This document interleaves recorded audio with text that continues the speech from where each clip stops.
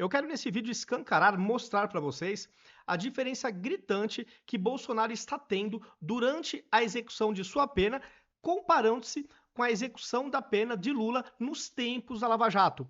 A diferença é gritante. Eu vou repercutir aqui um corte que eu fiz comparando manchetes da época com as manchetes atuais. Aliás, fico até honrado que esse corte que eu fiz, o Silvio Navarro repercutiu lá na Auriverde. No final desse vídeo aqui eu mostro o comentário que eles fizeram. Mas aqui o ponto é o seguinte, eu vou até rememorar com vocês um trecho, um corte que eu fiz na época, aliás, esse mês, inclusive, né, meados de janeiro, onde o jurista Walter Maerovitch, que é um cara que odeia Bolsonaro, ele criticou duramente o Moraes por ser o juiz que condenou o Bolsonaro e ser também o juiz da execução penal. E o que o Walter Maerovitch fala? Que isso está errado, porque o juiz que condenou, ele já tem um conceito pré-concebido do cidadão que ele sentenciou. Então é claro que a tendência de ele pesar a mão vai ser maior durante a execução penal. Então a questão da imparcialidade pode ficar abalada. Então isso é um erro. E quem fala isso é um jurista que não é bolsonarista. E hoje a realidade é essa. Quem condenou o Bolsonaro define quem pode ou não visitá-lo. E por que eu estou falando tudo isso? Porque hoje Moraes proibiu visitas do Magno Malta e do Valdemar Costa Neto lá para o Bolsonaro. Ele proibiu. Então, toda vez que isso acontece, não tem como não me esquecer, não me recordar, melhor dizendo, do que aconteceu com o Lula. É simplesmente impossível. O Lula foi condenado por múltiplos juízes, primeira instância, segunda, terceira instância, foi de forma unânime por um pool de juízes, só que a execução da pena foi um outro juiz que conduziu, seguindo aí o que é recomendável de acordo com o próprio jurista Walter Maerovitch. Sem mais delongas, feita essa introdução, eu vou começar pela montagem que eu fiz, com as imagens, com as manchetes, e na sequência eu vou colocar a opinião do Walter Maerovitch criticando o fato de Moraes ser o juiz da execução penal de Bolsonaro e finalizo com o vídeo do querido Silvio Navarro repercutindo também essa mesma informação. Então tudo começa hoje com essa publicação, com essa matéria do SBT News falando o seguinte: Moraes proíbe visitas de Magno Malta e Valdemar Costa Neto a Bolsonaro. Eu vou pegar primeiro as manchetes que falam de como está sendo o controle de visitas em relação ao Bolsonaro e na sequência as manchetes que falam como que eram nos tempos de Lula. Moraes reforça que Bolsonaro não pode usar redes de forma direta e indireta.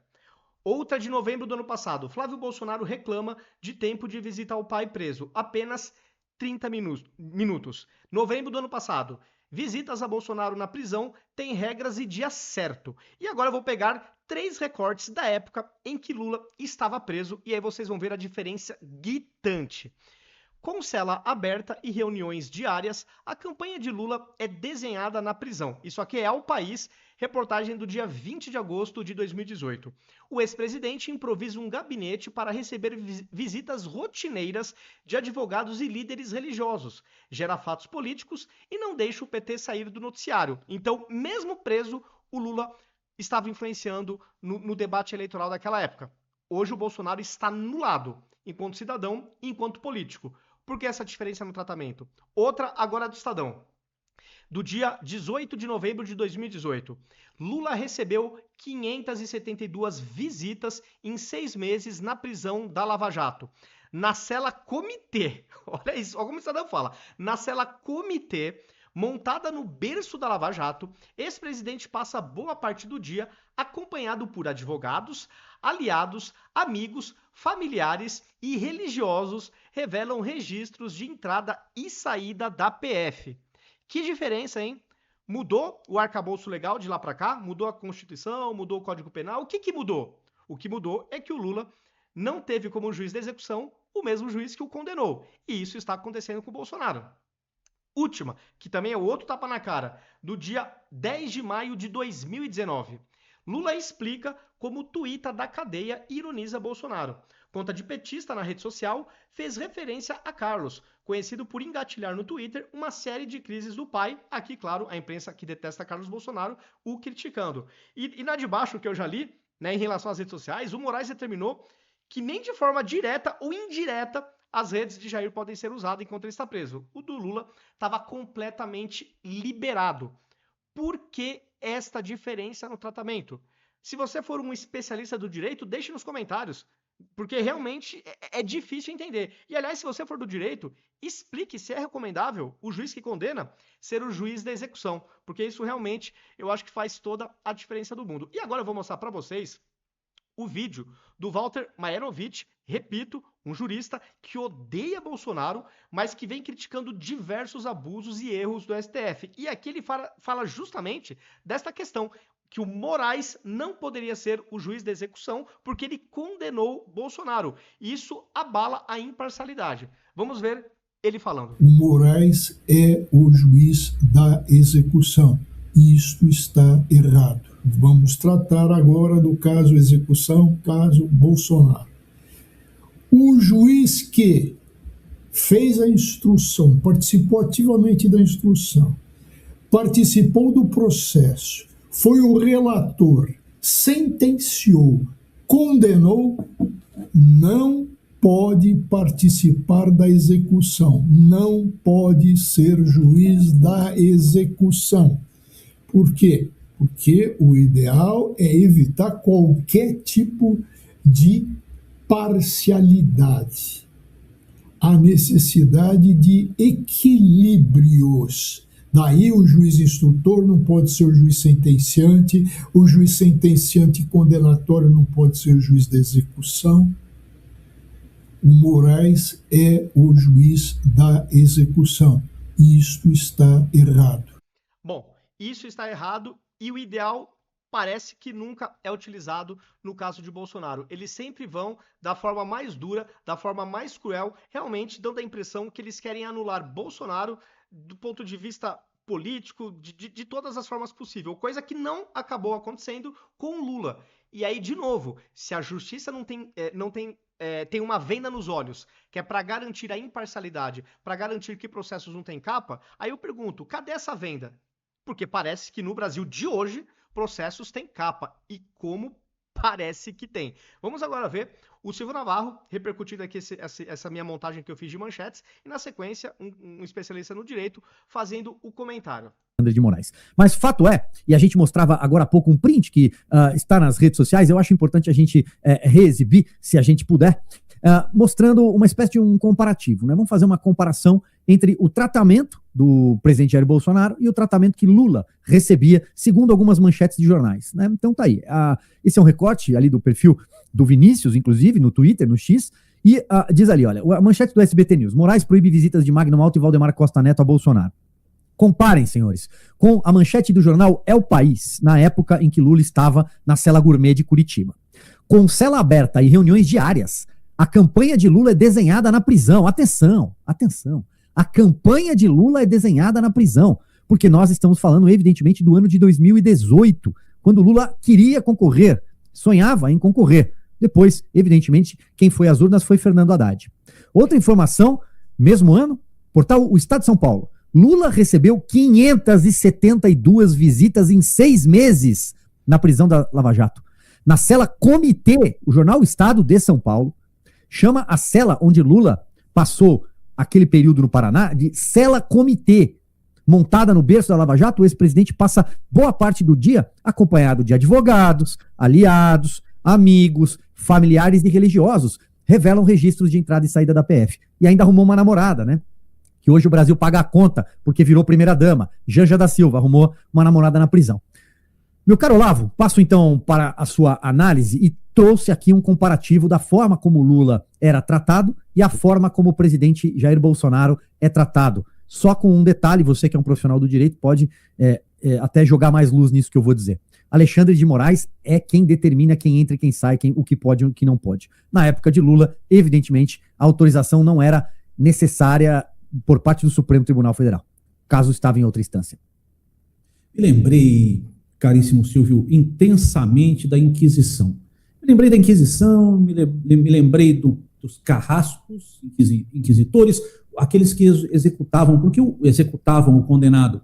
O que nós estamos vendo aqui é uma decretação de morte civil e política. Enquanto você bem colocou no paralelo, o Lula tinha todas as liberdades, fazer ali o que quisesse, receber pessoas. Bolsonaro, um líder, um capital político gigantesco, num ano de eleição, é manietado, mais do que manietado. A impressão que se dá é que houve um decreto da morte civil e política de Bolsonaro. Dividindo, Silvio, o impedimento decretado por Alexandre de Moraes, juiz executor de pena, quando não deveria ser, dividimos, né, 2 pontos. Nós temos ali, então, Magno Malta, Valdemar da Costa Neto. Vamos começar. Valdemar da Costa Neto, presidente do PL. Pô, não pode porque é investigado, mas qual o vínculo, qual o risco? Não há risco concreto. Não tem risco concreto. Existe risco no imaginário de um juiz com todas as aspas, de um ministro, no imaginário de um ministro, que fica buscando justificativas para legitimar essa imposição de silêncio político, esse calar do silêncio político de Bolsonaro. É simplesmente isso. Quando nós fazemos, Silvio, sempre peço perdão para você para citar a palavra pesquisa, quando nós vemos o quadro de pesquisa, a rejeição de Lula, será que o STF e esse ministro é um braço político de Lula? Porque atuou tanto na última eleição e agora vem atuar novamente? Bom, isso aqui é um ponto que ele coloca, né? Que eu acho que em tempos de democracia relativa é uma questão até sensível.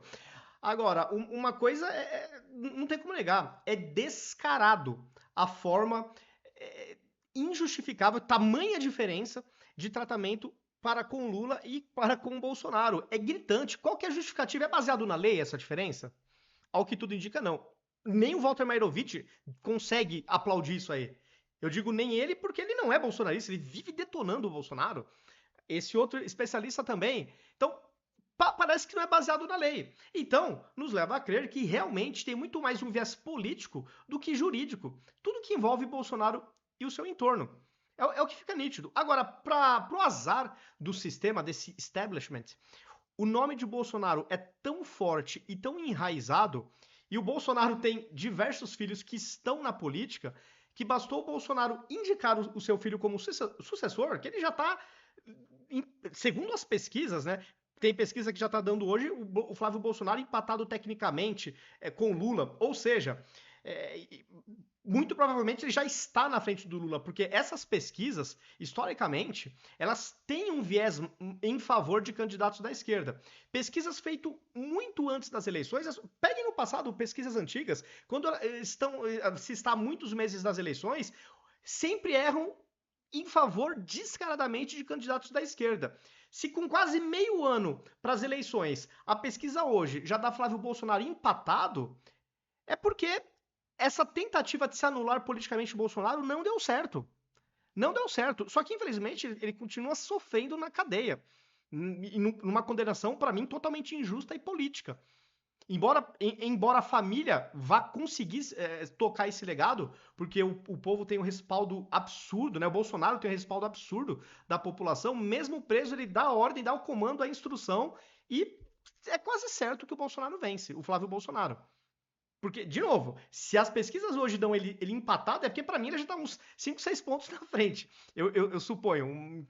É mais ou menos isso. Mas é isso. Eu acho que, independentemente da questão do Flávio, é errado o que estão fazendo com o Bolsonaro. É errado o que estão fazendo com ele.